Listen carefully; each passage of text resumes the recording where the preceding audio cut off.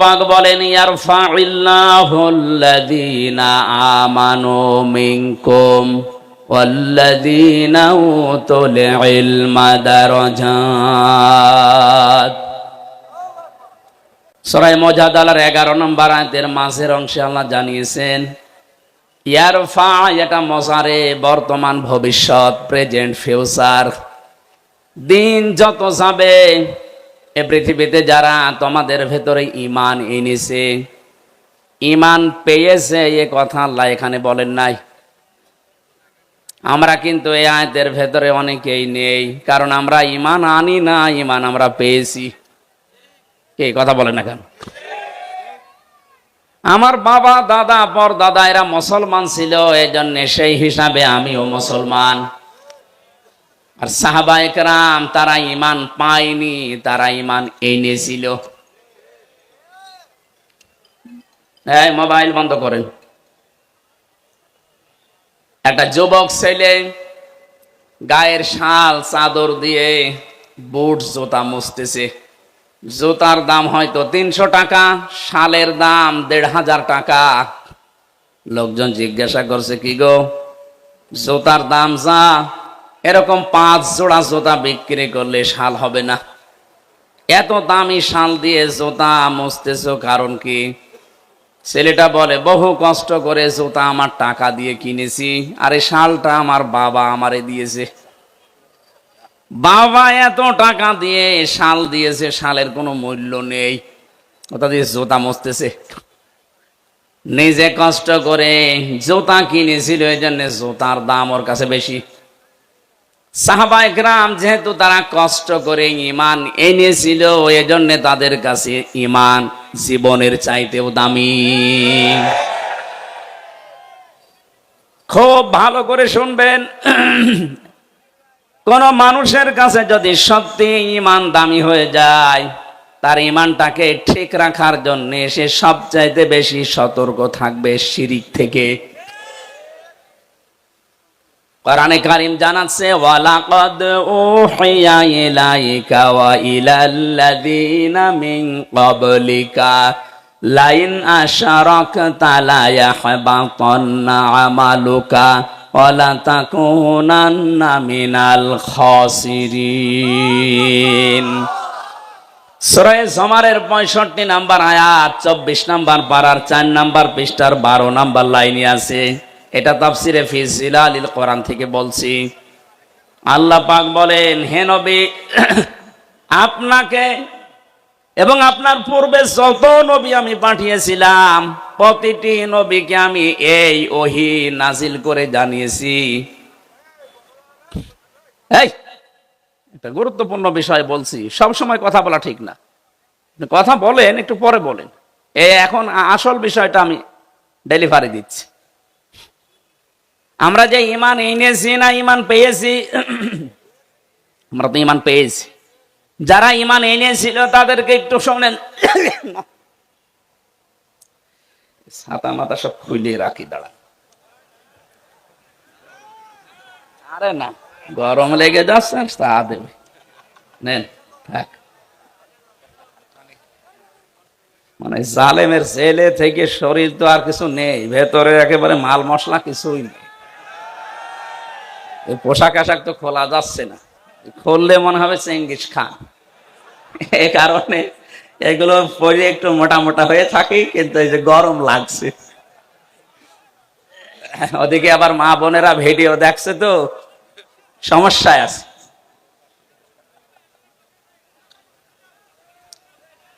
আমার ভাইরা, ওয়ালাকাদ উহিয়া ইলাইকা, অবশ্যই আমি ওহী নাজিল করেছি হে নবী আপনার প্রতি, ওয়া ইলাল্লাযীনা মিন ক্বাবলিকা, এবং আপনার পূর্বে যত নবী রাসূল এই দুনিয়াতে পাঠিয়েছি প্রত্যেকের প্রতি এই ওহী ছিল। লাইন আশরাকতা লা ইয়াহবাতান্না আমালুকা, যদি আপনি শিরিক করেন। এ কথা বলছে কে? কাকে বলছে? রাসূলুল্লাহকে। বলেন বলেন, এ কথা রোজন টের পাচ্ছেন, আমাকে বলেন নাই। আল্লাহ পাক বলেন, হে নবী, লাইন আশরাকতা, আপনি যদি শিরিক করেন। নবীজি শিরিক করতে পারে এরকম কোন ধারণা আমাদের আছে? এ ধারণাও আমরা করি না, অথচ আল্লাহ নবীজির মাধ্যমে আমাদেরকে শিক্ষা দিতে চান। লাইন আশরাকতা, যদি শিরিক করেন আপনি, লা ইয়াহবাতান্না আমালুকা। লামে তাকিদ নুনে সাকিলা, আল্লাহ গ্যারান্টি দিয়ে জানিয়েছেন, হ্যাঁ নবী, আপনার আমলও আমি কিন্তু রাখবো না, নষ্ট করে দেব। এতটুকু আল্লাহ শেষ করেননি, ওয়ালা তাকুনান্না মিনাল খাসিরিন। এইটাও লামে তাকিদ নুনে সাকিলা, আল্লাহ যদি গ্যারান্টি দেয় এটা আলতো ফালতো না, এর ভেতরে অনেক ওজন আছে আল্লাহর কথায়। আল্লাহ বলেন, শুধু আপনার আমল আমি নষ্ট করে দেব তা না, আমি আল্লাহ গ্যারান্টি দিয়ে বলছি আপনি ক্ষতিগ্রস্ত হয়ে যাবেন। যেটা থাকলে ঈমানও থাকে না, তার নাম শিরিক। তার নাম কি? এই শিরিক থেকে যদি আপনি না বাঁচতে পারেন, যদিও নবীজিকে আল্লাহ উদ্দেশ্য করেছেন কা দিয়ে, কিন্তু এটা কিয়ামত পর্যন্ত যারা আমরা আসবো সবার জন্য প্রযোজ্য। যাই করেন তাই করেন, শিরিক করবেন না। শিরিক করলে আপনার পেছনের আমল একটাও আল্লাহ রাখবে না, আর আপনি মাস্ট বি ক্ষতিগ্রস্ত হয়ে যাবেন। আমার এই চর্মচক দিয়ে কোরআনে কারীম যতটুকু পড়েছি, বুঝেছি, অনুধাবন করেছি, আমি বাংলাদেশের সাথে মিলিয়ে দেখলাম, এদেশে প্রকাশ্য অপ্রকাশ্য মিলে প্রায় 44টার উপরে শিরিক চলছে। আমি এক কথায় জবাব দিচ্ছি, সবগুলো বলতে গেলে আমার আয়াতে যাওয়া হবে না, এজন্য আমি মেন কথাটা বলছি। আল্লাহ যেটা পারে ওইটা অন্য কেউ পারে, এই বিশ্বাস করার নাম শিরিক। কি কথা বলেন না কেন? এবার আসেন তো এই বাংলাদেশের সাথে মিলাই। এদেশে বহু মানুষ এমন আছে, আল্লাহ যেটা পারে এটা অন্য কেউ পারে বিশ্বাস করে, করে না? আন্নাল কুওয়াতা লিল্লাহি জামিআ, সূরা বাকারার আয়াত 2 নাম্বার পারার 4 নাম্বার পৃষ্ঠার 3 নাম্বার লাইনে আছে, মাঝের অংশে আছে, আন্নাল কুওয়াতা লিল্লাহি জামিআ। সব ক্ষমতার উৎস কে? আরো জোরে। অন্য দলে যারা আছেন, অন্য মতে যারা আছেন, আমি আপনাকে চিনি না, নামও জানি না, তারপরও বাঁচার জন্য বলছি, বাংলাদেশে বহু দলের লোক আছে এখনো বিশ্বাস করে ক্ষমতার উৎস জনগণ। এটা এই আয়াত অনুযায়ী শিরিক। শিরিক যারা করবে তারা মুশরিক। এই কথা বলছেন না কেন? মুশরিক যারা, তাদের জন্য জাহান্নাম ওয়াজিব, জান্নাত হারাম। এটা তো আমি বানালাম। ইন্নাহু মাইয়ুশরিক বিল্লাহি ফাকাদ হারামাল্লাহু আলাইহিল জান্নাহ ওয়া মাআওয়াহুন নার ওয়া মা লিয-যালিমিনা মিন আনসার। সূরা মায়েদার ভেতরে আল্লাহ জানিয়েছেন, কেউ যদি সত্যি আল্লাহর সাথে শিরিক করে, এই শিরিক কাকে বলে এক কথায় বলি নাই কি? আল্লাহ যেটা পারে ওইটা অন্য কেউ পারে, এই বিশ্বাস করার নাম। আরো জোরে বলে, বিশ্বাস করার নাম শিরিক। যারা করে তারা, আরো জোরে বলেন, মুশরিক মারা গেলেই বিনা হিসাবে বিনা বিচারে যাবে জাহান্নামে। জান্নাত হারাম, জাহান্নাম ওয়াজিব। আল্লাহ যদি এতটুকু শেষ করে দিতেন, আয়াত আমি পড়তাম না, পরেরটা আরো কঠিন। অমালিয-যালিমিনা মিন আনসার। কারণ শিরিক যারা করে এরা যেহেতু আল্লাহর সাথে জুলুম করে, ইন্নাশ শিরকা লা যুলমুন আযীম, সবচাইতে বড় জুলুম আল্লাহর সাথে শিরিক করা। এই জুলুম যারা করবে তারা মরণের পর থেকে আল্লাহর সাহায্য থেকে বঞ্চিত। কেউ সাহায্য করলেও আল্লাহ কবুল করবেন না। যেহেতু আমাদের দেশে 96% মুসলমান, এ দেশের জন্য শুধু এইটা না, এটা রেকর্ড হচ্ছে, আমার এই আলোচনাগুলো বাংলাদেশের চাইতে বেশি চলে ভারতের, কলকাতা আর আসামে। আমি এই দুই রাজ্যে যত জায়গায় গেছি দেখি চার দোকানে বসে বসে শুনতেছে। এই জন্য ওদেরকেও সতর্ক করছি, কারণ ওরা আমার আল্লাহর বান্দা। ওরা বুঝে হোক না বুঝে হোক শিরিক করে জাহান্নামে যাবে। খুব সাবধান। বাংলাদেশে অনেক মানুষ এমন আছে, আমি দেখতে পাচ্ছি, এই কথা এখনো বিশ্বাস করেন যে ক্ষমতার উৎস জনগণ। এক্ষুনি বিশ্বাস পাল্টাতে হবে। কি কথা বলেন না কেন? আপনি যদি কিছু নিয়ে যেতে না পারেন, রাত 10টা 10:30 পর্যন্ত জেগে আছেন কোন কারণে? আপনি কি রূপ দেখাতে এসেছেন যে আমার মতো চেহারার কারণে? যে দেখে যান, আপনার চাইতে বহু সুন্দরী মানুষ এখনো পর্যন্ত কবরে পড়ে আছে। এনা চেহারা দেখার জন্য আমার আপনার কেউ আসে না, এসেছে কিছু নেওয়ার জন্য। আরে বিশাল আয়োজনে লক্ষ লক্ষ টাকা খরচ, 5টা মানুষ যদি শিরিক থেকে বাঁচতেই না পারে, ছাতা দিয়ে লাভ কি? কথা বলে না কেন? আমি সহ যাদের এই বিশ্বাস এখনো আছে যে না ক্ষমতায় জনগণ দিতে পারে, এটা এখনই পাল্টাতে হবে। এইটাই বাংলাদেশ জামাতি ইসলামী মানত না, এজন্য তাদের নিবন্ধন পর্যন্ত বাতিল করে দিয়েছিল জালেমরা। তারা বলেছিল না ক্ষমতার উৎস আল্লাহ, কুলিল্লাহুম্মা মালিকাল মুলকি তুতিল মুলকা মান তাশা। ক্ষমতার মালিক কে? আরো জোরে বলেন। আমি একটা মাত্র টাচ দিলাম, এরকম 44টা আমার এই ছোট নজরেই দেখতে পাচ্ছি এই বাংলাদেশে। সুতরাং যাদের এই বিশ্বাসে আছেন, আপনি নামাজ পড়তে পারেন, রোজা রাখতে পারেন, মুসলমান দাবি করতে পারেন, কিন্তু আপনি মুশরিক। প্রশ্ন আসতে পারে, নামাজ পড়ে আবার মুশরিক হয়? রোজা রেখে হজ করে কাবা শরীফ ঘুরে আসলাম, তারপরও আমি মুশরিক? আরে ভাই, আপনি যেহেতু কাবা ঘর ঘুরে এসেছেন, আর আবু জেহেল ছিল কাবার সভাপতি, কাবা ঘরের সভাপতি ছিল, ও কি মুশরিক? ও কি? আপনি যদি বলেন ও কি আমার মতো আল্লাহ একজন আসে বিশ্বাস করতো মানে কোরআনে কারীম জানিয়েছে, ওয়ালা ইন সালতাহুম মান খালাকাস সামাওয়াতি ওয়াল আরদা লা ইয়াকুলুনাল্লাহ। আল্লাহ পাক বলেন, হে নবী, আবু জেহেলকে যদি জিজ্ঞাসা করেন আকাশ আর জমিন কে বানিয়েছে, লা ইয়াকুলুনাল্লাহ, এখানে যারা গ্রামার বোঝে, লামে তাকিদ নুনে সাকিলা, আবু জেহেল গ্যারান্টি দিয়ে বলতো আল্লাহ বানিয়েছে। তাহলে আল্লাহ একজন আছে, ও বিশ্বাস করতো না? বলেন বলেন।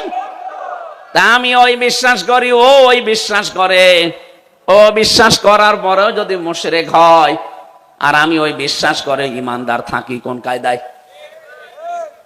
পার্থক্য তো এতটুকুই যে ক্ষমতায় দিতে পারে এই যে দেবদেবীরা আছে এরাও, আর এখন আর দেবদেবী আমরা বিশ্বাস করি না, করি মানুষ দিতে পারে, কথা একই। শয়তান এটা উল্টিয়ে দিয়েছে আমাদের সামনে, কারণ শয়তান ভালো করে জানে 96% মুসলমান এই বাংলাদেশে। এদের কাছে যদি একটা মূর্তি খাড়া করে দিয়ে বলি এটার পূজা করো, জীবনও করবে না। এটা যেন না করে অন্য কায়দা এটা করা যায়, সেই বিশ্বাসটাই আমাদের ঢুকিয়েছে। এই জন্য আমি সহ যারা এই বিশ্বাসে আছি, এই বিশ্বাস পাল্টাবেন কিনা বলেন? যদি না পাল্টাতে চান, আমি ওয়াজ করব না, বেকার। আমি সে কুষ্টিয়া থেকে আসলাম। এদেশে বহু মানুষ আমি জানি এখানেও বসে আছেন যারা এখনো বিশ্বাস করেন ক্ষমতায় দিতে পারে জনগণ। না, এ বিশ্বাস যারা করেন এক্ষুনি বিশ্বাস ভেঙে চোরমার করে ফেলেন। মজবুত বিশ্বাস আজকে নিয়ে যাওয়া লাগবে। দুনিয়া একদিকে যাক, আমি এইটা বিশ্বাস করি ক্ষমতায় দিতে পারে কে। এ বিশ্বাস আমরা করি না। হালকা পাতলা যাদের একটু এদিক ওদিক ছিল যেন ঠিক হয়ে যান, নয়তো আপনি মারা গেলে কবরে দেব, জানাজা দেব, সব বেকার হবে। কি আমি যে কথা বলতে চাচ্ছিলাম এতক্ষণ পর্যন্ত, ঈমান অন্তত যারা আমরা এনে ফেলেছি, আমাদের ঈমান যেন নষ্ট হয়ে না যায়। ঈমান নষ্ট হয় প্রথম কারণ কি? শিরিক। বলেন বলেন, আরো জোরে বলেন। এবার আমি আরেকবার বলছি, শেষ বলা, আল্লাহ যেটা পারে ওইটা অন্য কেউ পারে, এই বিশ্বাস করার নাম শিরিক যারা করে তারা, আমি তো একটা বললাম এ বিশ্বাস নিয়ে, বহু মহিলা বসে আছে প্যান্ডেলে, ওরা এখনো পর্যন্ত বিশ্বাস করে সন্তান দিতে পারে কোন পীর সাহেব বাবা। করে না? আপনারাও এখনই পাল্টাবেন। কিয়ামত পর্যন্ত যদি আপনি হায়াত পান, সন্তান না হয়, মনে করবেন আল্লাহ দিচ্ছে না, কারণ এটা দেওয়ার একচ্ছত্র মালিকানা আল্লাহর। লিল্লাহি মুলকুস সামাওয়াতি ওয়াল আরদ ইয়াখলুকু মা ইয়াশা ইয়াহাবু লিমান ইয়াশাউ ইনাসা ওয়া ইয়াহাবু লিমান ইয়াশাউ যুকুর। সূরা সূরার 49 নম্বরে আয়াত অনুযায়ী প্রমাণ হয় আসমান জমিনের মুলকিয়াতের মালিক, রাজত্বের মালিক আল্লাহ। যাকে ইচ্ছা তাকে সন্তান দান করে, মেয়ে দেয়, ছেলে দেয়। যাকে ইচ্ছা আল্লাহ কিছু দেয় না, বন্ধা করে রাখে। সব কিছু ক্ষমতার মালিককে। সুতরাং কোন মহিলা যেন কোন সন্তানের জন্য কোন দরগায়, কোন দুর্গায়, কোন মাজারে পীর সাহেব জিন্দা হোক আর মরা হোক, জীবনও আর যাবেন না। ছেলে মেয়ে না হয় না হোক, আপনি শিরিক করতে পারেন না। কথা বলেন না কেন? এই যে 44টা বলছিলাম, এটা 2 নাম্বার গেল। 3 নাম্বারটা বলছি, আমি সবগুলো না বললেও অন্তত টাচ দেই। কোরআনে কারিমে সূরা আরাফ 154 নাম্বার আয়াত শেষের দিকে আছে। আল্লাহ পাক বলেন, আলা লাহুল খালকু ওয়াল আমর তাবারাকাল্লাহু রাব্বুল আলামিন। আসমান জমিন বানিয়েছে যিনি, হুকুম চলবে তার, সৃষ্টি যার, আইন তার, এ নিয়ম কার? বলেন বলেন। যেহেতু আমরা বিশ্বাস করি এই পৃথিবী বানিয়েছেন আল্লাহ, তাহলে এই বিশ্বাসও করা লাগবে এখানে আইন চলবে। যারা আল্লাহর আইন বাদ দিয়ে আল্লাহকে সৃষ্টিকর্তা মানেন, কিন্তু তার আইন বাদ দিয়ে মানুষের তৈরি করা আইন কানুন প্রতিষ্ঠার জন্য চেষ্টা করেন, আপনি মুশরিক। এই কথা বলেন না কেন? এদেশে এখন আপনি মেলান তো এই 3 নাম্বারটা নিয়ে, এদেশে আমার মনে হয় এখন ভরি ভরি লোক পাবেন।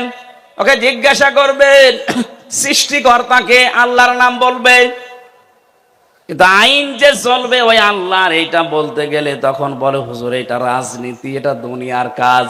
আপনি নির্ভেজাল টাটকা মুশরিক। কারণ সৃষ্টি যার, আইন চলবে তার, এইটাই ফাইনাল।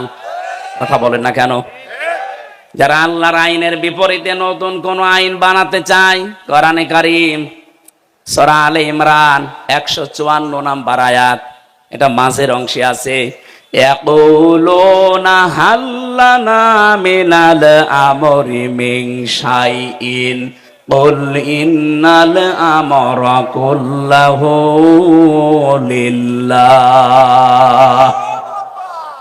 এ নবী, ওরা যদি জিজ্ঞাসা করে যে আইন তৈরি করার ক্ষমতা পাওয়ার কোন অধিকার আমাদের আছে, আপনি ডাইরেক্ট ফতোয়া দেন না। আইন তৈরি করতে পারে শুধুমাত্র কে? আরো জোরে। এটাকে আমি বানালাম, এটা বললাম কেন? বাংলাদেশে এখন সংশোধন চলছে, সংস্কার চলছে, বিশেষ করে আমাদের সংবিধান। কথা বোঝে? এই ঝড়ে যদি কিছু করে নিতে না পারেন, আবার 50 বছর পিছিয়ে যাবেন। এমনিতেই তো 53 বছর আমরা পিছিয়ে আছি। কথা বলেন ঠিক কিনা? মানুষ নামে কলঙ্ক কিছু মানুষ নিজেরা আইন বানিয়ে আমাদের উপরে সংবিধান আকারে চালিয়ে দিয়েছিল। আল্লাহ পাক 1500 বছর আগে মানব জাতির জন্য একটা সংবিধান দিয়েছেন, সূরা ফুরকান। ফুরকান মানে সংবিধান। ফুরকান মানে কি? এখানে 54টা 74টা আয়াত আছে, 73টা ধারা আছে। আল্লাহ পাক বলেন মুসলমান দেশের আমি আল্লাহর গোলাম যারা দাবি করবে, তাদের এই 73টা ধারা দিয়ে যদি সংবিধান বানানো হয়, ওই জায়গাটা আমি আল্লাহ মিনি জান্নাত বানিয়ে দেব। এই 73 বছরে, 53 বছরে 73টা ধারা আমরা আজও পাইনি। সত্যি যদি পেতাম, আল্লাহর কসম, আল্লাহর গ্যারান্টি মিথ্যা হতো না। কথা বলেন না কেন? এই গ্যারান্টি কে পর্যন্তই থাকবেন আমরা দেখতে চাই। যেহেতু এখন সংস্কার আরম্ভ হয়ে গেছে, সংশোধন চলছে, বাংলাদেশে ৯৬% মুসলমান, এই দেশে আমরা সংবিধান হিসাবে আল্লাহর কোরআনকে দেখতে চাই, আর কিছু চাই না। কারা রাজি আছেন দেখি? লিল্লাহে তাকবীর।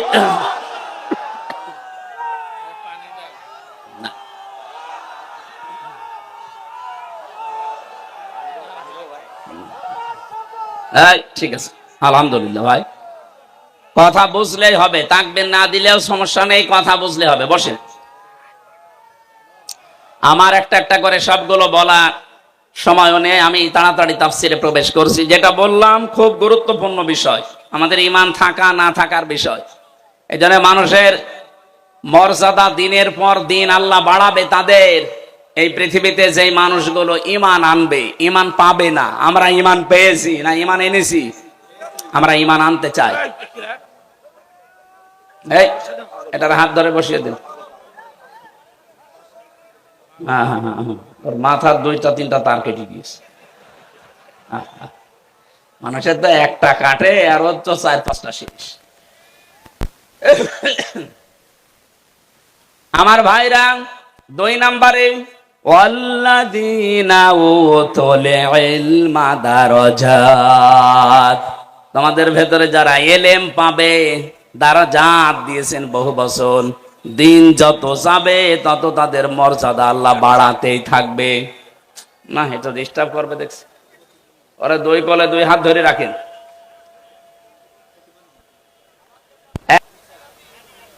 আশরাফ ঘানি, আর আমাদের এটার নাম তো আমি মুখে নিয়ে আসতে চাই না, ও সাথে আমার দরকার নেই।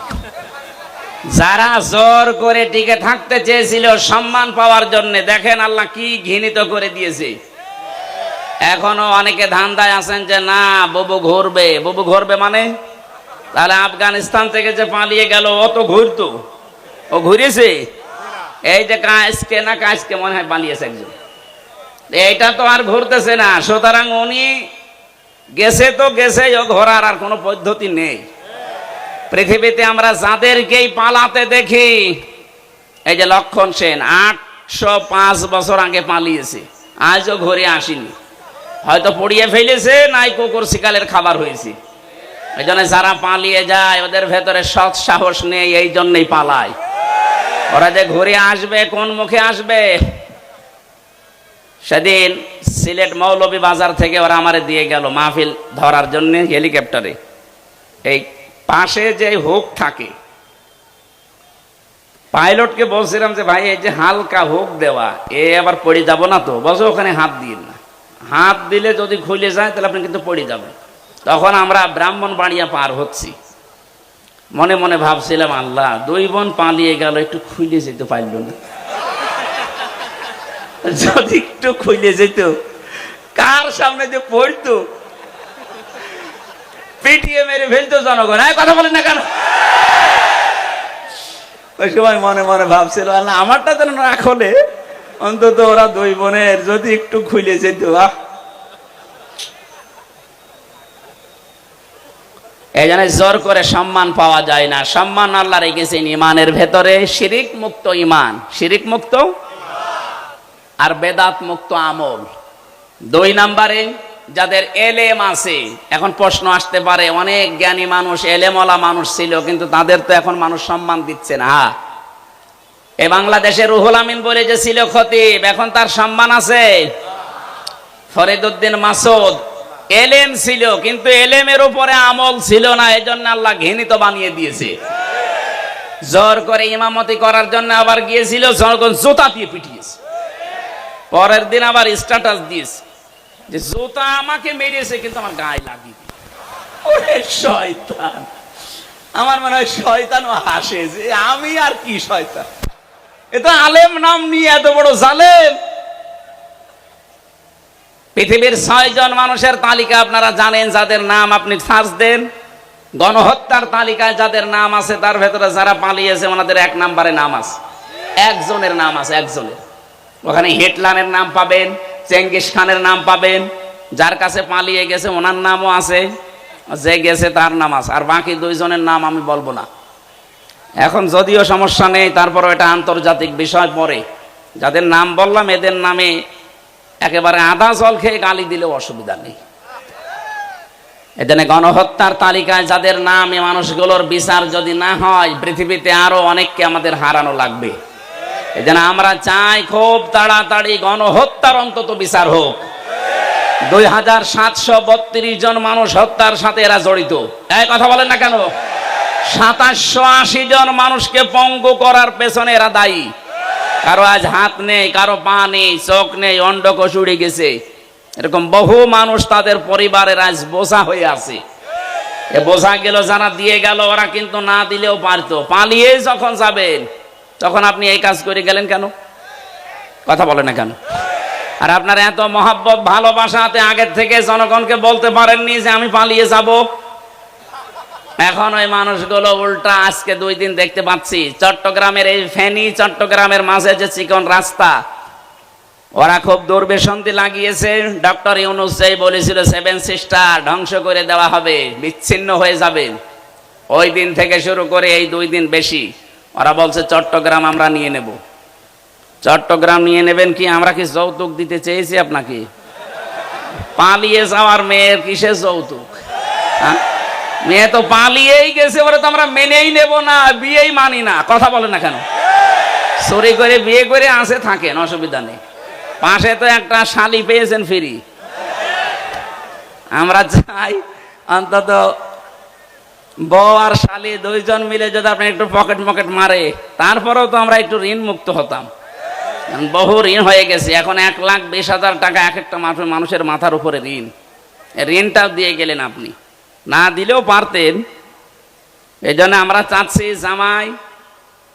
জামাই হলে মানি না, কারণ আমাদের তো জামাই হওয়ার জন্য মুসলমান হওয়া শর্ত। আর ওনার তো ফুল হাতা না হাফ হাতা? ফুল হাতা, মুসলমানই দেয়নি। এই যে ময়কার দয়হর্ষি এই লোকটা মুসলমানই দেওয়া আছে? মুসলমানই না দিলে কি ফুল হাতা না হাফ হাতা? ফুল হাতা। আমি জেলে যাওয়ার পরে যে কারারক্ষী জেলার ছিল, ও লোক যখনই ঢুকতো দেবদুলাল বলছে ফুল হাতা আসতেছে। তার মানে আমি বুঝলাম যে এই লোকটার মনে হয় কাটা নেই। ওনারই যেহেতু আত্মীয় স্বজন বংশধর, ওই নামে তো মিলে যাচ্ছে দেবদুলাল। নাম শুনে বোঝা যাচ্ছে না যে কি হবে। ওনারও যেহেতু ফুল হাতা, আর ফুল হাতা যারা একটু কৃপণ হয়, এই জন্য জামাই যাই হোক মানি না, তারপরও মেনে নেওয়া লাগছে। মেয়ে যখন পালিয়ে গেছে, তো এত কৃপণ হলে তো সম্ভব না। 2 জন মিলে 2 পকেট মারবেন, এতে যা হয় হবে। টাকা দরকার আমাদের। কথা বলেন না কেন? এদেশ থেকে যারা বাইরের দেশে যায় দেখেন, তারা রেমিটেন্স যোদ্ধা টাকা পাঠায় প্রতি মাসে মাসে, আর 3 মাস 6-7 দিন হয়ে গেল একটা টাকাও পাঠায়নি। কি করছেন আপনারা? না, 7 সিস্টার কিন্তু থাকবে না যদি চট্টগ্রাম নিয়ে বেশি আমতা ঝামতা করেন। এই জন্য চোখ বন্ধ করে থাকবেন। এদেশের 1 ইঞ্চি মাটিও ছাড় দেওয়া হবে না ইনশাআল্লাহ। এটা আমাদের মায়ের মতো খাঁটি। এই কথা বলেন না কেন? পৃথিবীতে সবচাইতে বেশি জীবনের ভয় মুশরিকদের। ওয়ালা তাজিদান্নাহুম আহরাসান নাসি আলা হায়াতি ওয়া মিনাল্লাযিনা আশরাকু ইয়াওয়াদ্দু আহাদুহুম লাউ ইউআম্মারু আলফা সানা। আল্লাহ পাক বলেন, হে নবী, জীবনের উপরে সবচাইতে বেশি আহরাস, বেশি ভালোবাসা, মহব্বত, আসক্তি দেখতে পাবেন এই দুনিয়াতে মুশরিকদের। ওদেরকে যদি বলেন তোমরা 1000 বছর বেঁচে থাকবে, ওরা বলবে আরো বাঁচতে চাই। এই জন্য একটু বন্ধ করে দিয়েছি আমরা ওই দেশে যাওয়া আসা। ওরা দেখেন মরণের ভয় এখন অস্থির হয়ে পড়েছে। 2-1 দিন দেখছেন না দাদারা কি শুরু করেছে। এই জন্য কথা বলা এইটাই আমার শেষ। আবার কথা বলতে পারবো কিনা জানি না। যা বলছি অক্ষরে অক্ষরে পালন করা লাগবে। দুনিয়াতে যদি আপনি জ্ঞান অনুযায়ী সত্যি আমল করতে না পারেন, হয়তো সামনাসামনি দেখে আপনাকে অনেকে সম্মান করতে পারে। দিন যত যাবে আপনার সম্মান আল্লাহ একেবারে তলানিতে পৌঁছিয়ে দেবে। আল্লামা দেলাওয়ার হোসাইন সাইদি রহমতুল্লাহ আলাইহি শহীদ এই লোকটা দুনিয়া থেকে বিদায় নিয়েছে ঠিক, দিন যত যাচ্ছে তার জন্য দোয়া বাড়তেছে। কথা বলেন না কেন? আর জালেম সেই কয়টা বিদায় নিলে ওই কয়দিনে, ওরাও তো ছিল ক্ষমতায়, ওরা দিন যত যাচ্ছে মানুষের ঘৃণা তত বেশি হচ্ছে তাদের প্রতি। এই জন্য যারা এলেম অনুযায়ী আমল করেননি তারা আলেম না, তারা আল্লাহর কাছে জালেম। কোরআনে কারিম জানাচ্ছে সূরা বাকারা প্রথম নাম্বার পারার 20 নাম্বার পৃষ্ঠা 13 নাম্বার লাইনের 140 নাম্বার আয়াতের প্রথম অংশে আছে, ওমান আযলামু মিম্মান কাতামা শাহাদাতান ইনদাহু মিনাল্লাহ। আল্লাহ পাক বলেন, তোমরা বড় জালেম দেখতে চাও? সবচাইতে বড় জালেম আমি আল্লাহর কাছে ওই লোকটা যাকে আমি আল্লাহ কোরআনের জ্ঞান দিয়েছিলাম, এটা জানার পরও দুনিয়ার স্বার্থ পেয়ে গোপন করে দিয়েছে। ছোট জালেম না, আফজাল ইসমে তাফজিল, আসলাম। সুতরাং এই দেশে 15.5 বছরে জালেমদের 5 আটা গোলামি যারা করেছেন, এত বড় বড় জালেমদেরকে যারা কওমি জননী উপাধি দিয়েছেন, আল্লাহর কসম আপনি আল্লাহর কাছে আলেম না জালেম।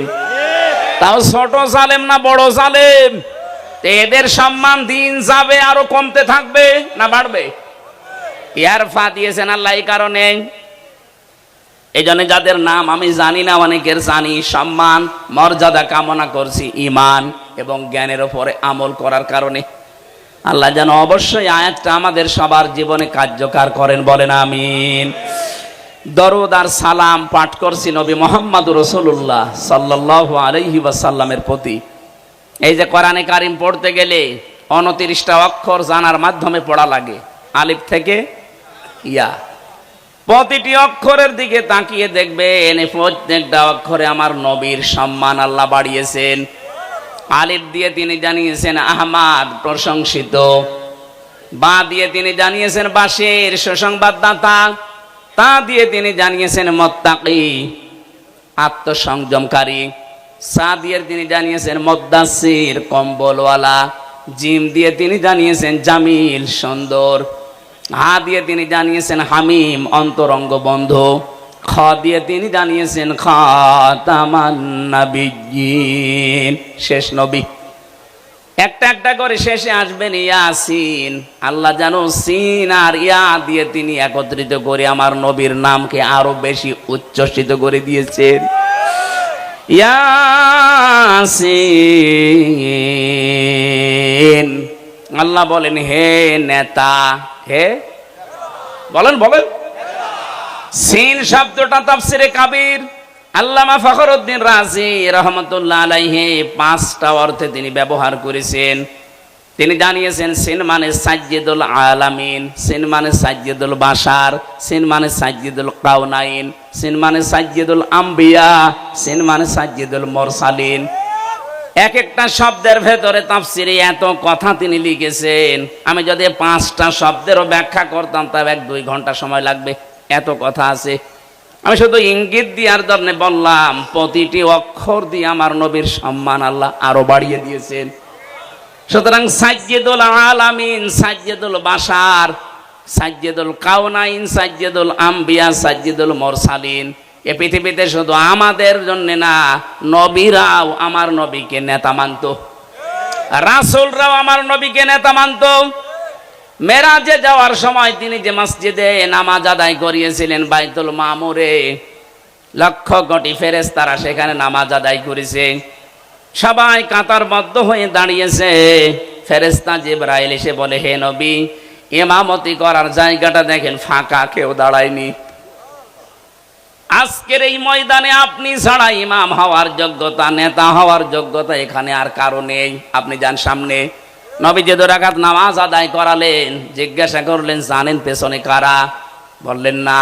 আপনার পেছনে আজকে যারা 2 রাকাত নামাজ পড়েছে প্রত্যেকটা নবী রাসূল এবং আল্লাহর ফেরেশতারা এখানে নামাজ পড়েছে। হে নবী, আজকে থেকে আপনাকে আল্লাহ ঘোষণা দিয়েছে আপনি শুধু সাজ্জিদুল বাশার না, মানুষের নেতা না, সাজ্জিদুল আলামিন না, তামাম পৃথিবী যত জগৎ আল্লাহ বানিয়েছেন জগতের নেতা না, আপনি হচ্ছেন নবীদেরও নেতা, রাসূলদেরও নেতা। নবী রাসূলরা যদি মেনে নিতে পারে তাকে, আপনি সলিমদ্দি গলিমদ্দি রসুলকে নেতা মানেন না, কাকে মানেন? আপনার বিবেক কি মরে গেছে নাকি? খালি ইয়াসিন সূরা পড়লে 10 খতম কোরআন শরীফ পড়ার সওয়াব হয় না, এটা আগে মানা লাগে। অনেকেই মনে করে ইয়াসিন পড়লে 10 খতমের সওয়াব পাবেন, কিন্তু আপনার ইয়াসিন ঠিক রাখা লাগবে। আল্লাহর ঘোষণা দেওয়া নেতায় পৃথিবীতে একজন, ইয়াসিন। হে নেতা, আপনি সেই নেতাকেই মানেন না, মানেন আপনি নেতার বিরুদ্ধে যারা, তাদেরকে। এই কথা বলেন না কেন? আশা করছি আপনি বুঝে ফেলেছেন। এরপরেও যদি কেউ না বোঝার ভান করে থাকেন, এদিকে আসেন, ঝড়ি কোদাল দিয়ে বোঝাচ্ছে, আসেন। আমার মনে হয় কোরআন শরীফ বুখারী শরীফ দিয়ে আপনার হবে না, এখন বাকারি শরীফ লাগবে আপনার। এত ভেঙে ভেঙে বলার পরেও যদি কারো মনের ভেতরে দাগ না কাটে, ওর বিবেকে যদি কাজ না করে, আমার যা মনে হয় ওর বিবেকের উপরে কুকুরে পোশাক করিস। অবশ্য ঠিক, যশোরের মানুষ তো এত পাগল না। তাহলে আজকে থেকে আপনি আল্লাহর ঘোষণা দেওয়া নেতা যিনি, তাকে মানা লাগবে না। হ্যাঁ, কথা বলেন না কেন? ঠিক আছে, আমরা এবার তেলাওয়াতকৃত যে 2টা আয়াতের অর্ধেক পড়েছিলাম। প্রথম পড়েছিলাম সূরা নজম 32 নম্বর আয়াতের প্রথম অংশটা। দ্বিতীয় পড়েছি আমি সূরা নাহালের 112 নম্বর আয়াতের 4 ভাগের 1 ভাগ। আপনারা যেটা বলবেন আমি সেই আয়াতের আলোচনা করব। বলেন। হ্যাঁ, 2টা করব, 2টা তো সময় হবে না। ঠিক আছে, 2টা আমার শরীর পারা লাগবে না। এই সামনে জানুয়ারি মাসের 3 তারিখ 4 তারিখ 2 দিন ব্যাপী আকিস গ্রুপ, ওই যে খুলনায় যে মাহফিল দিত আকিস ফাউন্ডেশন, ওইটা দেবে না, ওইটা যশোরে দেবে। ওই যশোরে দেবে যে পুলের হাটের যে হাসপাতাল আছে ওনাদের, 8 দিন হাসপাতালের পেছনে এই বিশাল মাঠে। আমারে 3 তারিখে দিয়েছে জানুয়ারির, রাত 8টা থেকে 11টা পর্যন্ত। আর মিজানুর রহমান আজহারি ভাইকে দিয়েছে 4 তারিখে, ওনারও 8টা থেকে 10টা পর্যন্ত। আকিস গ্রুপ করবে আজকে দাওয়াত। ওনার আমারে দাওয়াতটা ছিল সেই কোথায়, চট্টগ্রাম বিভাগে। আকিস সাহেবের এই বড় ছেলে ডাক্তার মহিউদ্দিন জোর করে বলছে এখানে নেওয়া লাগবে। যশোরবাসী, নড়াইল, যশোর, ঝিনাইদহ, সাতক্ষীরা, খুলনা, বাগেরহাট 4-5 জেলার মানুষকে আমরা হাজির করব। অন্তত 10 লাখ মানুষ হবে ইনশাআল্লাহ ওই দিন। আরে ভাই, আগামী বছর ডিসেম্বর 22-এ থাকবো। যে অবস্থা দেখছি কি হবে সামনে, দেখেন যুদ্ধ লেগে যায় কিনা। আমরা প্রথমটা শুরু করছি, যেহেতু প্রথমে সূরা নাহাল আছে 112 নম্বর আয়াত। খুব ভালো করে আমি বাংলাদেশের সাথে খাপের খাপ মিলাবো ইনশাআল্লাহ। জবান খুলে আগে পড়ে নেই, একটু নড়াচড়া ওঠা এগুলো কম করবেন। শুধু প্রসাব পায়খানা আর বিড়ি খাওয়া বাদ দিয়ে যেতে পারবেন না। বিড়ি খেতে পারেন, মানে অনেকের নেশা আছে তো, না খেলেও মরে যাবে। আপনি খেয়ে আবার চলে আসেন নাকি? আর আমি আকিস গ্রুপে আছি খতিব হিসাবে, ওদের বিড়ি যেন একটু বিক্রি হয়, এই জন্য আমার আবার অ্যাডভার্টাইজ করা লাগবে না, আপনারা খেয়ে আবার চলে আসবে। আমি চট্টগ্রাম আর সিলেটে বহু ইমাম সাহেবকে বিড়ি খেয়ে ফেলে দিয়ে নামাজে দাঁড়াতে দিয়েছি। তারা ইমাম সাহেব যদি বিড়ি খায়, মুসল্লি তো গাঁজা খাওয়ার কথা, অন্তত গাঁজা পর্যন্ত যাবেন না, বিড়ি না। না, এইটাও ঠিক না। আমরা বলেছি আকিস সাহেবের যে ছেলেরা আছে কয়েকজনকে বলেছি, স্যার এগুলো বাদ দিয়ে দিন। ওনারা বলছে আমরা ছেড়ে দেওয়ার ইচ্ছে আছে, আমার বাবা যাই করেছে, আমরা খাবার বানাবো। ওনাদের 65টার উপরে প্রোডাক্ট তৈরি হচ্ছে এখন বাংলাদেশে। আমি মনে হয় বিড়িটা ছেড়ে দিলে ওনাদের যে এখন অর্থ সম্পদ আল্লাহ দিয়েছে, ও 14 বংশ বসে খাবে, টাকা ফোরাবে না। সুতরাং এই হারাম কাজ যেটা, এটা ছেড়ে দেওয়া ভালো। কথাও দিয়েছে আস্তে আস্তে ছেড়ে দেবে, একবারে তো সম্ভব না। 12,000 কোটি, 14,000 কোটি, 20,000 কোটি, এত টাকা একবারে ছেড়ে দেওয়া, এই জন্য ছেড়ে দিলেই ভালো ইনশাল্লাহ। সামনে এই আপনি বিড়ি খেতে যাচ্ছেন নাকি? হ্যাঁ, নেন আমরা একটু তেলাওয়াত করি, শয়তান আশপাশে থাকলে যেন পালাই। বলেন, আউযু বিল্লাহি মিনাশ শাইতানির রাজিম, বিসমিল্লাহির রহমানির রহিম, وضرب الله مثلا قرية كانت آمنة مطمئنة এ পর্যন্ত থাক। সূরা নাহাল, কোন সূরা বললাম? তাফসীর করার জন্য এখানে অ্যাডভোকেট গাজী এনামুল হক সাহেব আছে, বহু পুরাতন মানুষ, আপনাদের কত আলেম বসে আছে। তাফসীরের মূল নীতি উসুলে তাফসীরের প্রায় 13টা লেখা আছে। এটা তাফসীরে খাজেনের প্রথমে পাবেন। কোন আয়াত থেকে কথা বলতে হলে তার আগের আয়াত পরের আয়াতের সাথে সম্পর্ক কি, এইটা মাতৃভাষায় অর্থ, শুদ্ধ তেলাওয়াত, এরপরে ঐতিহাসিক প্রেক্ষাপট, শানে নজুল যেটা বলে ব্যাকগ্রাউন্ড, এরপরে এখানকার শিক্ষা কি, এরপরে শিক্ষা নিয়ে বাড়ি যাওয়া লাগবে। এগুলো আগে বলা লাগে। আমরা এগুলো আপনারা সবাই জানেন। আমরা একবারে চলে যাচ্ছি, যেহেতু শুদ্ধ তেলাওয়াত আমরা কমপেক্ষে করেছি। আল্লাহ পাক এখানে একটা গ্রামের উদাহরণ দিয়েছেন। এটা গ্রাম না, মনে করেন এই রহিতা, এই কদলাপাড়া, এই গ্রামের উদাহরণ আল্লাহ দিচ্ছেন। যদিও এই গ্রামের না, এটা মক্কা শরীফের। আমরা এই গ্রামটা একটু ধরে তারপরে তাফসীরের সাথে মিলাই। আমি যা বলছি এটা ফি জিলালিল কোরআন থেকে কোট করা। আল্লাহ রাব্বুল আলামিন বলেন, আমি একটা গ্রামের উদাহরণ দিলাম। এই গ্রামের উদাহরণ কেন দিয়েছি? কারণ এখানে যারা বসবাস করত, 1 নম্বরে তারা নিরাপদ, 2 নম্বরে নিশ্চিন্ত। এ পর্যন্ত বাংলা অর্থ ছিল। ঐতিহাসিক প্রেক্ষাপট, শানে নজুল কি, মুফাসসির লিখেছেন তাফসীরে হাক্কানিতে, নবীজি যখন মেরাজে যাচ্ছিলেন দেখলেন কালো কালো কি যেন উপরে উঠতেছে। বিশ্ব নবী যখন প্রথম আসমান পাড়ি দিয়ে 6ষ্ঠ আসমান 7ম আসমানে উঠবেন, তখন দেখলেন কালো কালো কি যেন পিপিলিকার মতো নামতেছে। জিজ্ঞাসা করলেন, ইয়া আখি জিবরাইল, হে ভাই জিবরাইল, আমার সফর সঙ্গী আপনি, এই যে কালো কালো কি ওঠে, আরে পিপিলিকার মতো কি এগুলো নামে? ভালো করে শুনবেন, ফেরেশতা জিবরাইল ওই দিন বলেছিল, হে রাসূল, দুনিয়াতে যে যেই ধরনের গোনাগুলো করে এগুলো সব আকাশে উঠতেছে, আর এই গোনাগুলো আল্লাহ আবার গজব করে ওই যে পিপিলিকার মতো নামাচ্ছে। পৃথিবীতে আমরা যে যেই ধরনের গোনা করব এটা কিন্তু আবার রিটার্ন আসবে। কথা বুঝতেছেন?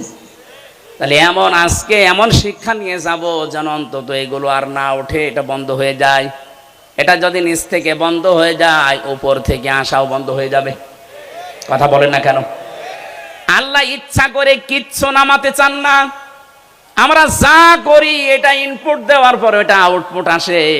কোরআনে কারিমে ব্যাপারে জানিয়েছেন সূরা রুমের 41 নম্বর আয়াতে, যাহারাল ফাসাদু ফিল বাররি ওয়াল বাহার বিমা কাসাবাত আইদিন নাস ইলা আখিরি আয়া। আল্লাহ পাক বলেন, জলে স্থলে যে বিপদ আপদ মুসিবত গজব গুলো দেখতে পাও, একটাও আমি দিতে চাই না। এগুলো সব তোমার 2 হাতের কামাই।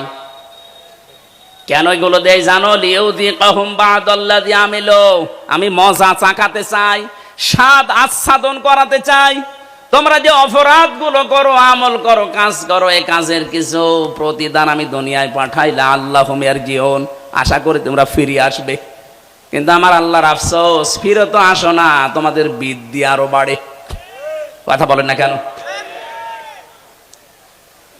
সূরা শুরার 30 নম্বর আয়াতে আল্লাহ আরেকটু বিস্তারিত ভাবে আয়াতে দিয়েছেন, ওয়ামা সাবাকুম মিন মুসিবাতিন ফাবিমা কাসাবাত আইদিকুম ওয়া ইয়াফু আন কাসীর। জলস্থলে যে বিপদ আপদ মুসিবত গুলো আসে সব কিন্তু তোমাদের হাতের কামাই করা, অধিকাংশই তো আমি আল্লাহ মাফ করে দেই। তাছাড়া যত অপরাধ তোমরা দুনিয়ায় সংগঠিত করো সবগুলো তো উপরে উঠতেছে। এগুলো যদি আমি আল্লাহ গজব আর আযাব নাযিল করি, শ্বাস ফেলার সময় পেতে না। সুতরাং আমাদের উচিত হবে আয়াত থেকে শিক্ষা নেওয়া। আমরা দেখি আল্লাহ আয়াত দিয়ে কি জানাতে চাচ্ছেন। প্রথমে উদাহরণ দিচ্ছেন আল্লাহ, ওয়া দারাবাল্লাহু মাসালান ক্বরিয়াতান। দরাবা মানে দৃষ্টান্ত দেওয়া, এই দৃষ্টান্ত উদাহরণ উপমা দিচ্ছে কে? এই দেখেন, ওয়া দারাবাল্লাহু মাসালান ক্বরিয়াতান কানাত আমিনাতাম মুতমাইন্না। আল্লাহ বলেন আমি নিজে উদাহরণ দিলাম, উপমান দিলাম, দৃষ্টান্ত দিলাম একটা গ্রামের। কি সেই গ্রামে ছিল জানো? ওই গ্রামের মানুষগুলো নিরাপদ ছিল এবং নিশ্চিন্ত ছিল। তাফসিরে ইবনে কাসিরের ভেতরে ব্যাখ্যায় লিখেছে, এই গ্রাম বলতে আল্লাহ মক্কা শরীফকে বুঝিয়েছেন। ওই জামানা পর্যন্ত মানুষ তামাম দুনিয়া এমন কাবার আশপাশ পর্যন্ত কেউ নিরাপদে ছিল না। চুরি ডাকাতি সন্ত্রাসী চিন্তায় মানুষের কোনো গ্যারান্টি ছিল না বেঁচে থাকার আশপাশে। কিন্তু কাবার আশপাশগুলোতে যারা কাবার চত্বরের ভেতরে আসবে আল্লাহ তাদের নিরাপদ এবং নিশ্চিন্ত করে দিয়েছিলেন। আল্লাহ বলেন এতটুকুই আমি শেষ করিনি। ইয়াতিহা রিজকুহা রাগাদাম মিন কুল্লি মাকান। বিভিন্ন জায়গা থেকে আমি আল্লাহ তাদের জীবন উপকরণ পাঠিয়েছিলাম। আশপাশে ইয়ামেন ছিল, সিরিয়া ছিল। আজকে সিরিয়া বিজয় হয়নি। এই সমস্ত আশপাশ দেশ থেকে তাদের রিস্কের যে জীবন উপকরণ লাগে, রিজিক সব আমি পাঠাতাম।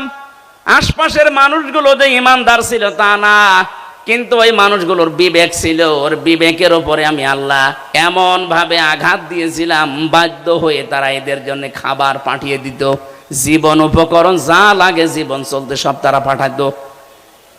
কিন্তু তাদের এইটা আমি সেট করে দিলাম, তাদের নিরাপত্তা তুলে নিয়েছি, তাদের নিশ্চিন্ত হওয়া এগুলো আমি আল্লাহ বন্ধ করে দিয়ে ফাযাকাল্লাহু লিবাসাল জুই ওয়াল খাউফ, আমি আল্লাহ পোশাক পরিয়ে দিলাম তাদের আচ্ছাদন করানোর জন্য। 1 নাম্বার ক্ষুধার পোশাক, 2 নাম্বার ভয়ের পোশাক। বিমা কানু ইয়াসনাউন, কারণ তারা যা করতো তার বিনিময়ে। এই যে এটা বাংলা অর্থ ছিল, এটার 1 নাম্বার কারণ আল্লাহ আয়াতের মাঝখানে 3টা শব্দ দিয়ে বুঝিয়েছেন কেন আমি এই নিরাপদ এবং নিশ্চিন্ত এটা বন্ধ করে দিয়ে এই ক্ষুধা এবং ভয়ের পোশাক পরিয়েছিলাম জানো। ফাকাফারাতি বিআনউমিল্লাহ, তারা আমি আল্লাহর নিয়ামতের সাথে কুফরি করেছিল। কি করেছিল? এবার আমি বাংলাদেশের সাথে মিলাবো। আগে কাবা শরীফটা মিলিয়ে নেই। সূরা আলে ইমরান 4 নাম্বার পারার 1ম নাম্বার পৃষ্ঠা 7 নাম্বার লাইনের 93 নাম্বার আয়াতের মাঝে এটা আছে, দেখবেন ওয়ামান দাখালাহু কানা আমিনা। আল্লাহ পাক বলেন যে এখানে প্রবেশ করে তাকে নিরাপত্তা দিয়ে দেয়। এই জায়গাটার নাম বাক্কা। বাক্কা মানে মক্কা। বাক্কা মানে কি? এটা প্রাচীন নাম। ইন্না আউওয়ালা বাইতি উযিআ লিন-নাস লাল্লাযী বিবাক্কাতা মুবারাকা ওয়া হুদাল লিল আলামিন, অবশ্যই পৃথিবীর প্রথম ঘর স্থাপিত হয়েছে যেটা সেটা বাক্কায়। এই বাক্কা মানে মক্কা। আল্লাহ পাক বলেন এখানে যারা প্রবেশ করে মানুষগুলো নিরাপত্তা পেয়ে যায়। এটা দেন কে? এই কথা বলেন, এটা দেন কে? আরো জোরে বলেন। বাংলাদেশ কি কাবা শরীফ? বলেন। কাবা শরীফ থেকে কত দূরে আমরা? 6010 কিলোমিটার দূরে আমরা। এখন এই 56,000 বর্গ মাইলের বাংলাদেশ যদি আমরা নিরাপদ এবং নিশ্চিন্ত করতে চাই, কাবা শরীফে আল্লাহ যেমন ভাবে তৈরি করেছেন, যেই নিরাপত্তা দিয়েছেন, ওইটা আমাদের এই দেশে তৈরি করা লাগবে। কাবার চত্বরের ভেতরে 1 নাম্বার আপনি কোনো শিরিক পাবেন না। এক কথা বলছেন না কেন? কোরআনে কারিমে আয়াতের দলিল পেয়েছি আমি তাফসিরে সূরা আনআম 7 নাম্বার পারা 17 নাম্বার পৃষ্ঠার 1ম নাম্বার লাইনের 82 নাম্বার আয়াতের 1ম অংশে আছে আল্লাযীনা আমানু ওয়া লাম ইয়ালবিসু ঈমানাহুম বিযুলমিন উলাইকা লাহুমুল আমন ইলা আখির আয়া। আল্লাহ পাক বলেন যারা ঈমান আনে আর ঈমানের সাথে জুলুমকে মিশ্রণ করে না, এখানে জুলুম মানে শিরিক। জুলুম মানে কি? যারা ঈমানের সাথে শিরিককে মিশ্রণ করবে না, উলাইকা, এখানে গ্রামার জানে যারা জিজ্ঞাসা করেন উলাইকা এসমে ইশারা দিয়ে আল্লাহ যেন এই হাত দিয়ে দেখাতে চায় যশোরের এই বাংলার মানুষগুলো উলাইকা লাহুমুল আমনু, এরাই নিরাপত্তার হকদার। সুবহানাল্লাহ বলতে পারেন না? তাহলে আমরা যদি যে আতঙ্কে এখন আছি আমাদের প্রতিবেশীদের দ্বারা, আতঙ্কে নেই? এই আতঙ্কগ্রস্ত যদি আমরা থাকতে না চাই, আমরা যদি সত্যি শান্তি, স্বস্তি, নিরাপত্তা এবং নিশ্চিন্তভাবে দেশে চলাফেরা করতে চাই, দল মত দেখা যাবে না। একটাই কাজ এখন আমাদের মালিকের হুকুম, শিরিক মুক্ত করা লাগবে দেশটাকে। কথা বলেন না কেন?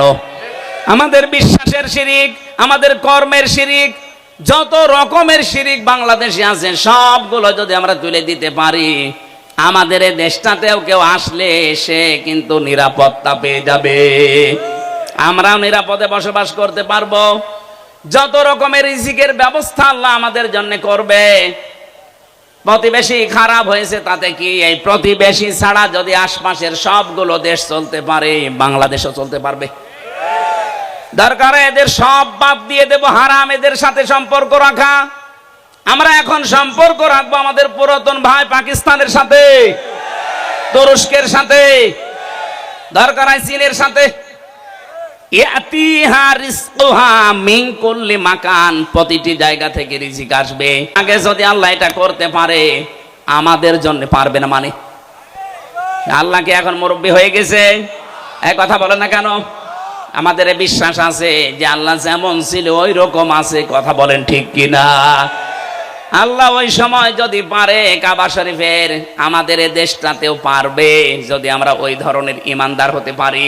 ওয়ালা তাহিনু ওয়ালা তাহজানু ওয়া আনতুমুল আ'লাউনা ইন কুনতুম মুমিনিন। আল্লাহ পাক বলেন কোনো ভয় নেই, কোনো চিন্তা নেই, তোমরাই বিজয়ী হবে যদি মুমিন হতে পারো। তাহলে বিজয় দেওয়ার মালিক কে? মুমিন হওয়ার মালিক ও বলছে আল্লাহ। আল্লাহ মুমিন হবে? আল্লাহ তো মুমিন আছে, আল্লাহর নাম মুমিন না? এক কথা বলেন না কেন? আল্লাহর যে 5000 নাম আছে আমরা 99টা বেশি জানি, তার ভেতরে মুমিন আছে না নেই? তাহলে মুমিন তো আল্লাহ আছে, আল্লাহর মুমিন হওয়া দরকার নেই, মুমিন হওয়া লাগবে কাদের? বিজয় দেবে কে? কোনো চিন্তা নেই, কোনো দুঃখ নেই, কারণ যারা আমরা এই কথা বলে ফেলেছি, ইন্না সলাতি ওয়া নুসুকি ওয়া মাহইয়ায়া ওয়া মামাতি লিল্লাহি রাব্বিল আলামিন। এই কথা যারা সত্যি আমরা মন দিয়ে, প্রাণ দিয়ে, মুখ দিয়ে বলে ফেলেছি, আমি নামাজ আল্লাহর জন্যে, আমার বেঁচে থাকা আল্লাহর জন্যে, আমার কোরবানি আল্লাহর জন্যে, আমার মরে যাওয়া আল্লাহর জন্যে, এই মানুষগুলোর তো বিন্দু মাত্র চিন্তা, টেনশন আসার কথা না। কথা বলেন ঠিক কিনা? এই মানুষের সংখ্যা আগস্টের 5 তারিখের আগ পর্যন্ত আমরা একটা জরিপ পেয়েছিলাম। এই যে এই বিশ্বাস যে আমার নামাজ, আমার কোরবানি, আমার বেঁচে থাকা, আমার মরে যাওয়া, মাত্র 100 জনের 15 জন এই বিশ্বাস করতো। কিন্তু এই 3 মাস 10 দিনের ব্যবধানে আমার আল্লাহ এমন একটা নিয়ামত আমাদের দিয়েছেন, এখন 100 জনের 58 জন মানুষ চাইছে যে এই আয়াতটা আমাদের দেশে কায়েম হোক। 15 জন থেকে 3 মাসে যদি 58 জন হয়ে যায়, কিছুদিন যেতে দেন, এদেশের 100 জনের 100 জন মানুষ চাইবে এই দুনিয়ায় আল্লাহর বিধান কায়েম হোক। ওইটাই সফলতা। যত ষড়যন্ত্র হচ্ছে, কোনো কলকাঠিতে পা দেবেন না, কোনো উস্কানিতে পা দেবেন না, কিচ্ছু হয়নি দেশের। ওরা সাইফুল ইসলাম আলিফকে হত্যা করার মাধ্যমে একটা ইস্যু তৈরি করে অস্থিতিশীল পরিবেশ বানাতে চেয়েছিল। যখন দেখেছে না এরা তো পা দেয় না, আবার আর একটা তৈরি করবে। যত কিছু হয়ে যায় যাক, আমরা কিন্তু উহুদের ময়দানের মতো আছি। নবীজির কথা না মেনে উহুদের ময়দানে প্রথমে বিজয় হয়ে গেছে, এ কথা বিশ্বাস করে যারা গনিমতের মাল কোড়াতে গিয়েছে তখনই কিন্তু আক্রমণ হয়েছে। কথা বলে না কেন? এই জন্য আমরা বিজয় পেয়েছি, কিন্তু নবীর হুকুম যেটা আছে এই বিজয়কে ধরে রাখতে হলে আল্লাহর বিধানটা চালু করা লাগবে। আরো জোরে বলেন, নাই তো এই ষড়যন্ত্র থামছে না, থামবে না। আর এখন যদি আমরা কেউ ঘাট, কেউ বাজার, কেউ নৌকা, কেউ লঞ্চ, কেউ ঘাট, কেউ ব্রিজ, এগুলো যদি এখন গনিমতের মাল মনে করে আরম্ভ করতে চায়, ওরা কিন্তু বসে নেই। খালিদ বিন ওয়ালিদের মতো নেতৃত্ব দিয়ে আমাদেরকে আবার লাশ বানিয়ে ফেলবে। আর একবার যদি এবার পিছিয়ে যান, এদেশে কিন্তু 50 বছর আর ইসলাম আসবে না। সময় সুযোগ আল্লাহ একটু তৈরি করে দিয়েছে। কোন জাতি যদি নিজেদেরকে পরিবর্তনের জন্য চেষ্টা না চালায়, আল্লাহর অত দায় পড়ে না যে আল্লাহ জোর করে আপনাকে পরিবর্তন করে দেবে। ইন্নাল্লাহা লা ইউগাইয়িরু মা বিকাউমিন হাত্তা ইউগাইয়িরু মা বিআনফুসিহিম। অবশ্যই আল্লাহ কোন জাতির ভাগ্য পরিবর্তন করেন না যতক্ষণ তারা নিজেদের ভাগ্য নিজেরা পরিবর্তন করার চেষ্টা না করে। বাংলার মুসলমানেরা, এটা কিন্তু রেকর্ড হচ্ছে, কালকেই সারা দেশে যাবে। আমার সামনে শুধু এই 50,000 মানুষ না, এখন 18 কোটি মানুষ নিয়ে কথা বলছি। সাবধান, আমরা নিজেদেরকে পরিবর্তনের সময় আল্লাহ হাতে তুলে দিয়েছে। এইটাও যদি এবার আপনি মিস করেন, ভুল করেন, বিশ্বাস করেন 53 বছর না 153 বছর পেছিয়ে যাওয়া লাগবে। রিস্কে নিয়ে কোনো চিন্তা নেই।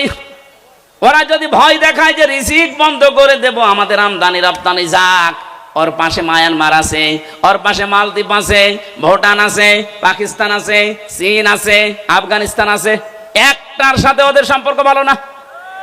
ওরা যদি ভারত ছাড়া চলতে পারে, বাংলাদেশ চলবে, কোনো অসুবিধা হবে না। কথা বলেন ঠিক কিনা? আমরা আপনার মতো মুশরিক না, আমাদের ভেতরে আর কিছু না থাক, ঈমান আছে।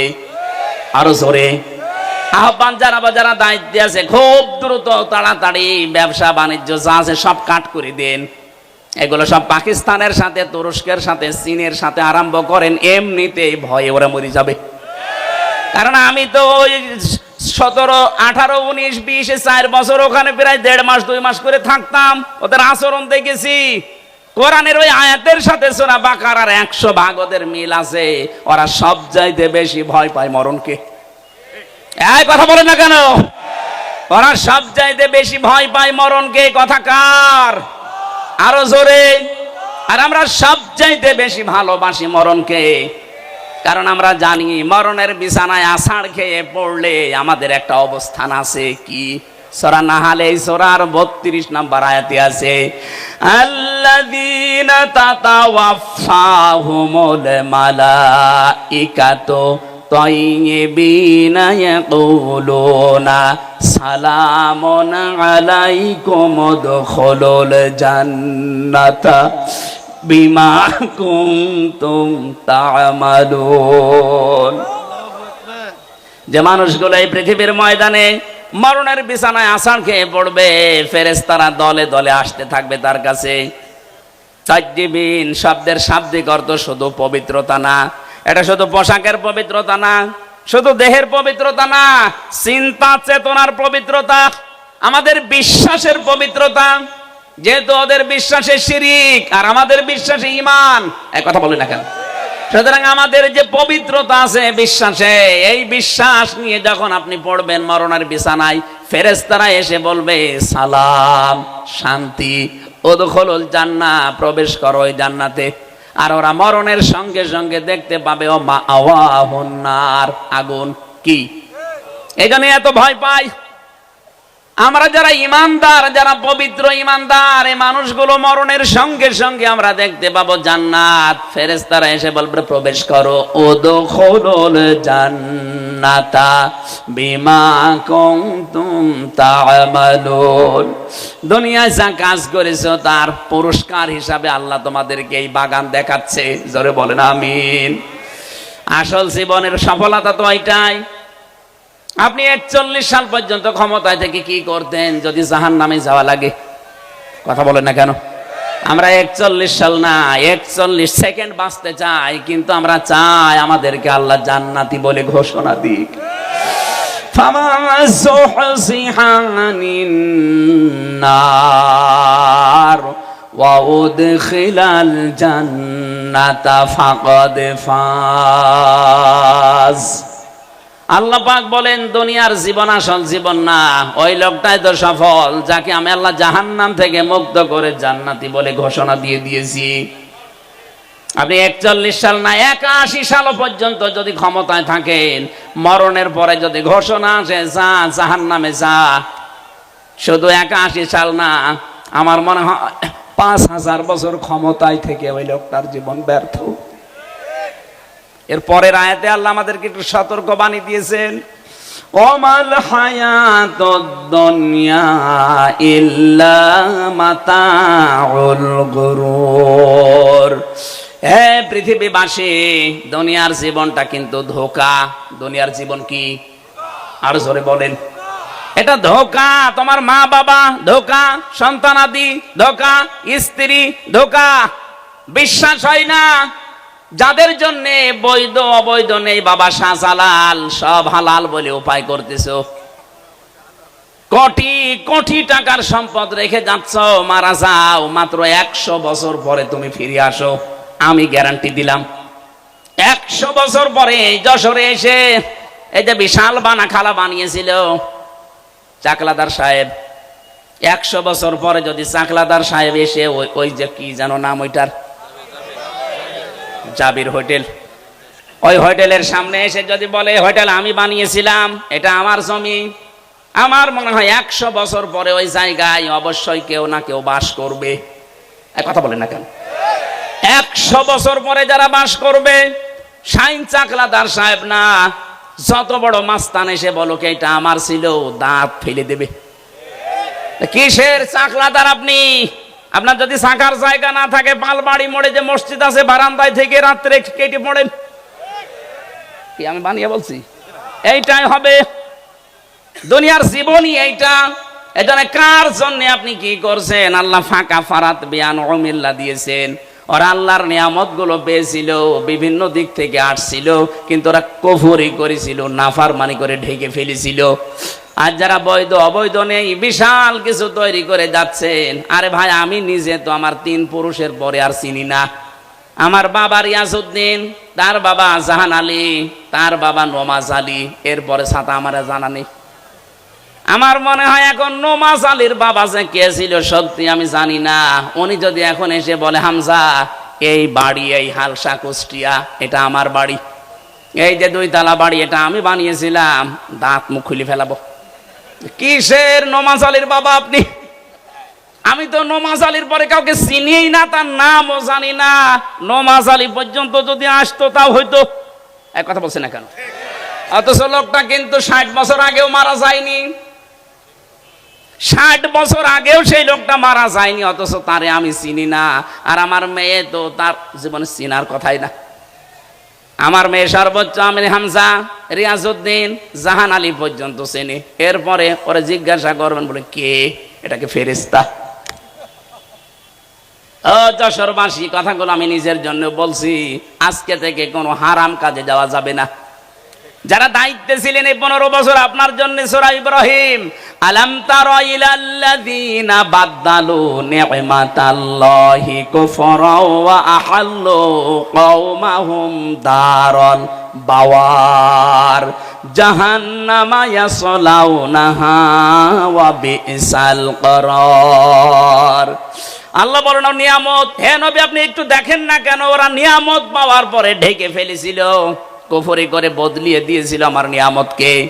এবং 2 নাম্বার ওয়াহাল্লু কওমাহুম দারাল বাওয়ার, ওরা জাতিকে জাহান্নামের দিকে পরিচালিত করেছিল। এই 15.5 বছর মূর্তির মাধ্যমে আল্লাহর অবাধ্যতা বিভিন্ন জায়গায় চালু করে পুরা জাতিকে ওরা কিন্তু জাহান্নামের দিকে পরিচালিত করছিল। কথা বলে না কেন?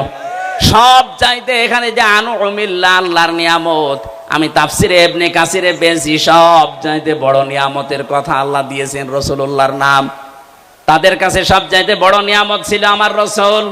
কিন্তু এই মানুষগুলো আমার রাসূলকে পাওয়ার পরও তার যে কর্মসূচিগুলো, এটা সূরা আলে ইমরানের 164 নাম্বার আয়াতের প্রথম অংশে পাবেন, লাকাদ মান্নাল্লাহু আলাল মুমিনিন ইলা আখিরি আয়া। আমি আল্লাহ যত দয়া তোমাদের উপরে করলাম, সবচাইতে বড় দয়া এইটা যে মুমিনদের উপরে আমি একজন রাসূল পাঠিয়েছি।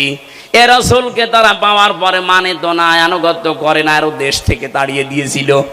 প্রশ্ন আসতে পারে সে তো 1000 বছর আগের কথা, এখন কি? হ্যাঁ এখনো আছে।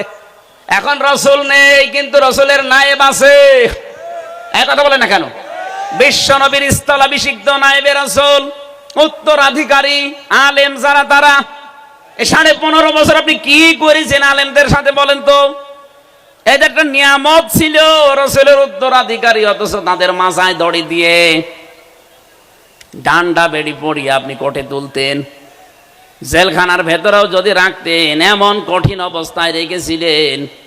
অন্যান্য সাধারণ মানুষের মতো না, আলেমদের প্রতি সবচাইতে বেশি রাগ আপনার। আল্লাহ পাক বলেন, এই যে নবীর ওয়ারিস যারা, নবীর উত্তরাধিকারী যারা, এদের সাথে যখন খারাপ আচরণ করে ফেলেছে, ফাযাকাল্লাহু লিবাসাল জু, আমি আল্লাহ তখন তাদেরকে ক্ষুধা দুর্ভিক্ষের পোশাক পরিয়ে দিয়েছি 7 চাকাতে। বারবার বলতো না শেষের দিকে এসে যে দুর্ভিক্ষ আসবে? এই কথা বলেন না কেন? পোশাক আল্লাহ নিজে পরিয়েছিলেন। রিস্কের মালিক যেহেতু তিনি, এজন্য 18 কোটি মানুষের এখনো খাবারের অভাব নেই। আল্লাহ যদি দায়িত্বটা ছেড়ে দিতেন, আমাদের দেশের জায়গা অনুযায়ী মানুষ আমরা যা মরে একেবারে গরু ছাগলের মতো পড়ে থাকতাম।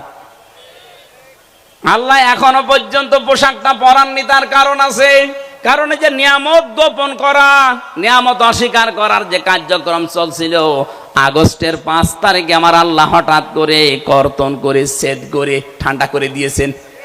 নাই তো যদি ওইভাবে জুলুম অত্যাচার নির্যাতন চলতে থাকতো, আল্লাহর কসম করে বলছি, আল্লাহ আমাদের পোশাক পরিয়ে দিতেন ক্ষুধার আর ভয়ের। ভয়ের পোশাকটা এখনো কাটে নাই। এ পোশাক কাটতে পারে, একটাই পদ্ধতি আছে, বিশ্ব নবীর 4 দফা কর্মসূচি মেনে নেওয়া লাগবে।